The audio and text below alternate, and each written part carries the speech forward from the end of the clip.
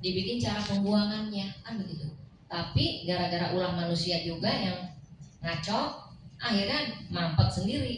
Nah itulah terjadi gagal ginjal. Nah orang kalau udah gagal ginjal, ya udah itu udah, apalagi udah masuk ruang dialisis ya, mulai hemodialisa.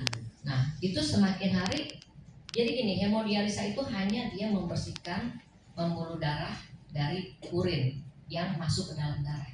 Kan urinnya itu masuk ke dalam darah sehingga dia menjadi racun, betul kan? Ya jadi itu yang nggak bisa terbuang, makin jadi di dalam darah sehingga kaki bengkak apa. Nah itu begitu diganti dengan darah artinya dicuci darahnya baik, itu masuk lagi, itu pelan-pelan pembengkakannya hilang.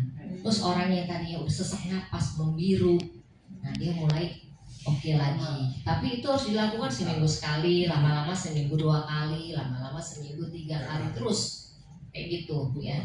Ya karena apa?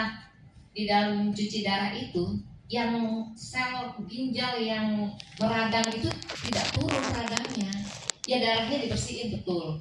Lalu apa yang terjadi? Drop. Karena apa? Banyak yang setelah dibersihin darahnya kan akan turun, HB turun, biasanya HB di bawah 9. Apa setelah itu?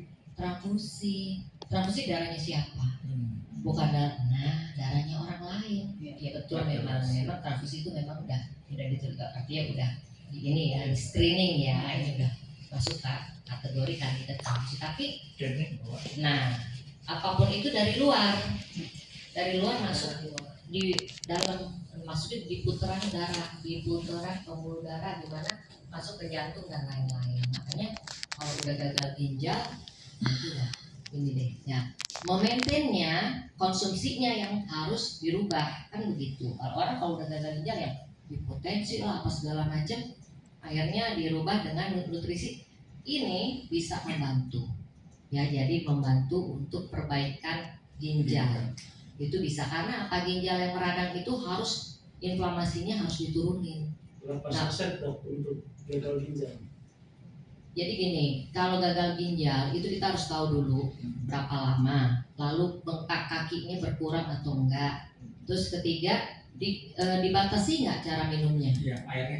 Ya, kalau minumnya harus minum banyak banget nggak apa-apa. Oke, kita mulai tetap dari 1.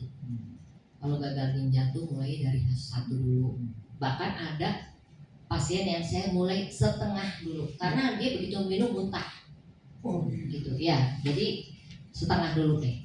Begitu setengah, oke, beradaptasi apapun itu. Bapak Ibu, kalau kita memberikan suggest kepada banyak orang sehat maupun sakit, kita harus sampaikan bahwa reaksi adaptasi tubuh itu penting. Itu ya. Jadi ada orang yang harus minum diare. Ya udah, kita sebelum ngasih kita harus kasih tahu. Jadi jangan, karena di sini kadang-kadang orang gini, aku nggak mau minum lagi kan, enggak, aku kayaknya nggak cocok nih diare, terus aku kayaknya cepat-cepat. Padahal itu memang proses adaptasi seperti itu. Cuman karena nggak dikasih tahu, ini apa sih? Jangan-jangan isinya. Nah, mulai deh tuh akhirnya stop. Nah, kalau udah stop ya nggak akan ada reaksinya.